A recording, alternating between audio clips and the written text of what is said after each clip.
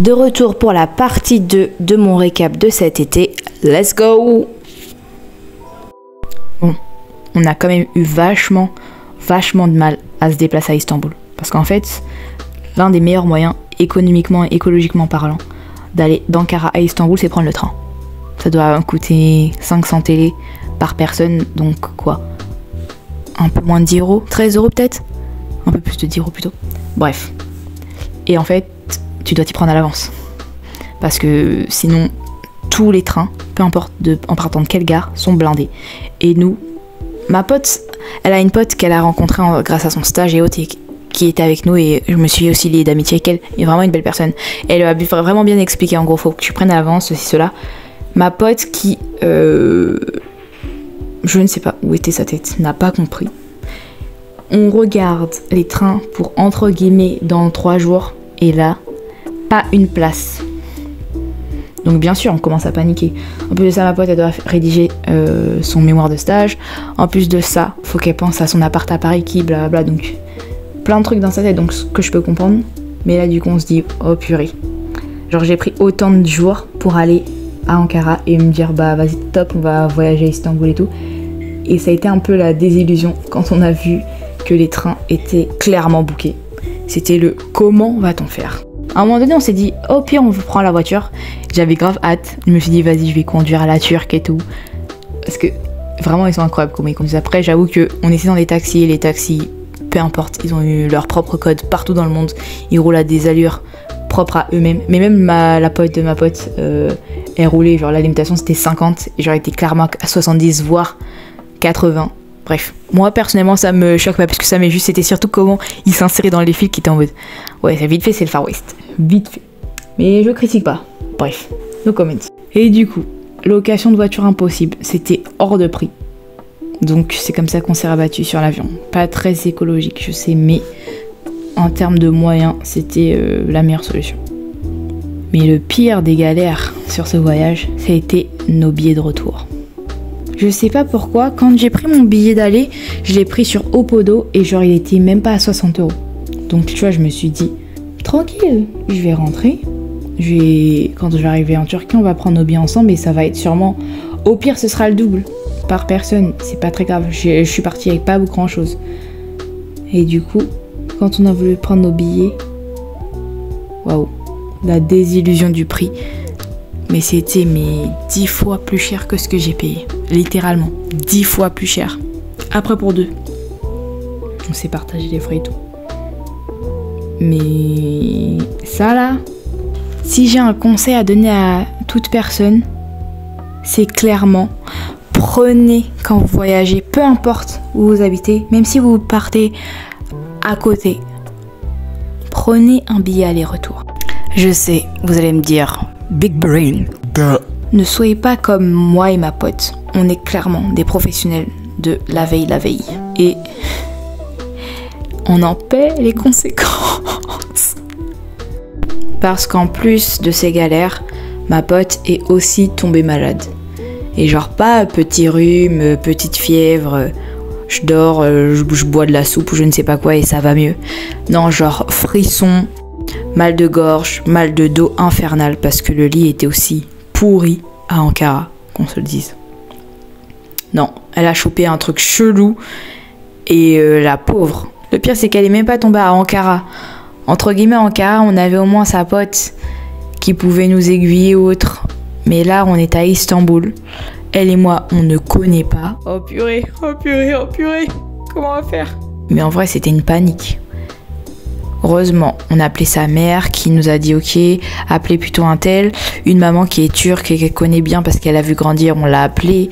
Elle lui a plutôt conseillé qu'on aille du coup à l'hôpital. On est allé du coup à l'hôpital public et la queue dépitée.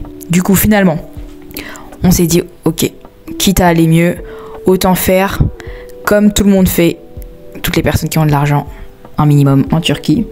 Direction clinique privée. Et là il s'est pris une IV qui l'a requinquée.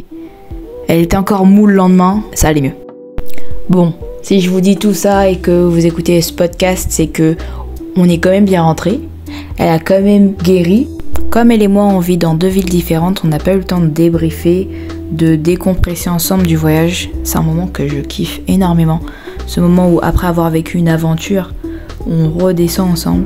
Bien qu'on a fait une escale, mais longue à mourir, à Oslo. Et on avait tellement de bagages que impossible de pouvoir un minimum visiter la ville. Vraiment dommage, ça c'est un de nos regrets je pense. Mais sinon, ça m'a fait plaisir de retrouver ma pote, qui est ma meilleure amie d'enfance. Ça faisait une éternité qu'on s'était pas vus, qu'on n'avait pas voyagé ensemble, parce qu'elle est pas dans la même ville que moi. Du coup c'est vrai qu'on se voit peut-être 2 fois l'année au niveau de son anniversaire si j'y vais. Et quelques fois peut-être quand elle vient dans notre ville. Les retrouvailles étaient hyper mimi. Maintenant, le pour et le contre de voyager avec des potes, faut bien jauger parce que ça passe ou ça casse. Déjà, on a un rythme de vie éclectique toutes les deux, mais à l'opposé. Donc ça n'a pas toujours été facile. Ça m'a fait perso bosser sur ma patience et mon expansion, ou plutôt le fait de prendre soin de moi. Par exemple, si j'ai envie d'aller visiter, de sortir, de découvrir, au début je me suis dit bah vas-y, je l'attends. Et après je me suis dit c'est en train de me saouler. Du coup, je suis allée me balader, j'ai pris les devants quand vraiment j'étais en mode bon vas-y, let's go, flemme de rester ruminer dans mon coin. Et quand on voyage avec des potes en groupe, faut avoir conscience de ses attentes quand on part en voyage avec des gens. Je pense qu'il faut également les verbaliser avant de commencer toute préparation. Parce que des fois on se dit girls trip ou je ne sais quoi et on a des attentes particulières et on se dit c'est logique. Pas nécessairement pour l'autre personne. Et en plus, ma pote, c'est vrai que c'était particulier parce que elle, ça faisait déjà plus d'1 mois qu'elle était dans la ville. Elle s'était déjà fait des amis et tout. Donc, elle s'était plus acclimatisée que moi. C'était pas un terrain inconnu pour nous deux. Donc, ça a sûrement joué aussi. Malgré cela, ça a été très enrichissant. Parce que j'ai eu l'impression de redécouvrir ma meilleure amie. C'est même pas plus une impression. Je savais qu'on était sur des modes de fonctionnement et de modes de vie différents. Mais je sais pas comment expliquer, j'ai quand même eu l'impression de la redécouvrir. Après, voir des gens de temps à autre et voyager avec eux, c'est pas la même chose. C'est une amitié de plus de 15 ans, donc c'est vrai aussi que quand on se perd un petit peu de vue et qu'on se retrouve, c'est pas pareil. Et ça demande de la maturité, d'avoir ce genre de relation qui dure autant de temps, de se connaître soi-même, d'apprendre à communiquer. Et du coup, c'est pas des choses où je suis très forte, où j'arrive facilement, mais ça a été des choses que j'ai pu travailler durant ce voyage-là. Et par-dessus tout, c'est une personne qui est très importante pour moi, c'est comme une membre de ma famille. Bref, le but c'est pas de vous raconter comment j'ai travaillé, comment ce voyage a été une leçon de vie, blablabla. Bien que vous me connaissez, je trouve des leçons de vie partout.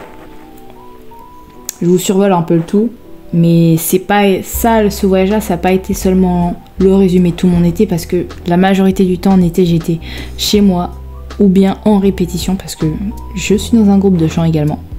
J'ai eu des concerts qui m'attendaient à mon retour et donc fallait que je prenne soin de moi également physiquement pour pouvoir être quand même au top de ma forme, pour pouvoir aller chanter parce que j'ai chanté à un mariage, j'ai une prestation après, un mini concert. J'ai aussi flâné avec des potes durant cet été, j'avoue, un peu avec ma soeur aussi. Mais la Turquie, ça a quand même été le highlight. Moi qui voulais tant bouger cet été parce qu'on s'était quitté, j'étais hyper déçue. J'avais un voyage de prévu et ça s'est annulé. Unexpected, comme on dit en anglais. C'est vrai que quand j'étais en Turquie avec ses potes, je parlais en anglais. Et ça a été un des trucs aussi qui m'a étonnée de la Turquie. J'étais, à 90% du temps, j'étais paumée. Je ne savais pas ce que les gens racontaient. Et ça a été une drôle d'expérience, de ce côté-là. Et c'est vrai que l'anglais, on dit que c'est un peu une langue portail, si on peut dire. Parce que si tu la parles, bah, tu peux t'ouvrir à des plus grandes portes, c'est vrai. Mais de voir que le monde ne tourne pas autour d'une langue occidentale, ça m'a fait voir le monde d'une façon complètement différente. Et je me suis rendu compte que moi qui pense connaître pas mal de choses, parce que j'ai voyagé à pas mal d'endroits dans ma vie, et bah il y a encore tout un monde que je ne connais pas.